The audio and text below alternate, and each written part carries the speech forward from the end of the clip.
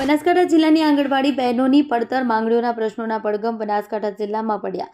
નામદાર હાઈકોર્ટ દ્વારા ચુકાદો આપ્યો હોવા છતાં સરકાર દ્વારા પડતર માંગણીઓ પૂરી કરવામાં ન આવતા રોષ આંગણવાડી કાર્યકરો બહેનો ઓનલાઈન કામનું ભારણ ઘટાડવા સહિતની માંગણીઓ કરવામાં આવી। સરકારમાં નોકરી કરતા અન્ય વિભાગના કર્મચારીની વય નિવૃત્તિ 60 થી 65 છે।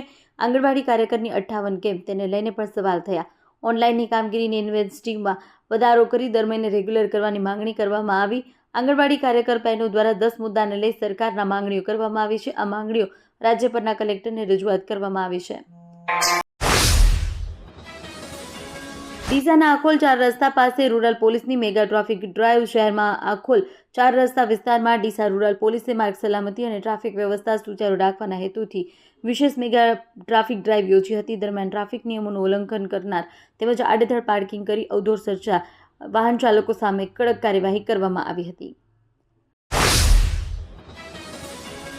પાટણ શહેરમાં ખાદ્ય અને ઔષધ નિયમન તંત્ર દ્વારા બાતમીના આધારે તપાસ હાથ ધરવામાં આવી હતી। તપાસ દરમિયાન પાટણ રોડલાઇન્સ ટ્રાન્સપોર્ટમાંથી 49 કિલો શંકાસ્પદ ઘીનો જથ્થો મળી આવ્યો છે। તંત્રએ જથ્થો સીઝ કરી તેના નમૂના લેબોરેટરીમાં મોકલ્યા છે। આજે ચુડમેર ગામ નજીક એક ગાય પાણી ભરાયેલા ખાડામાં ફસાઈ ગાય બહાર નીકળવા સંઘર્ષ કરી રહી હતી અને તેની સ્થિતિ ગંભીર બની હતી। આ ઘટનાની જાણ થતાં જ સ્થાનિક યુવાનો, જીવદયા પ્રેમી અને ગ્રામજનો તાત્કાલિક સ્થળ પર પહોંચ્યા હતા। જીવદયા પ્રેમી અને ગ્રામજનો સાથે મળી દોરડા અને અન્ય જરૂરી સાધનોની મદદથી ગાયને બહાર કાઢવા પ્રયાસ કર્યા। ભારે જહેમત બાદ સતત પ્રયત્નો બાદ ગાયને સુરક્ષિત રીતે ખાડામાંથી બહાર કાઢવામાં સફળતા મળી છે। ગાય નબળી પડી ગઈ હોવાથી તરત જ પશુ ચિકિત્સકને બોલાવવામાં આવ્યા।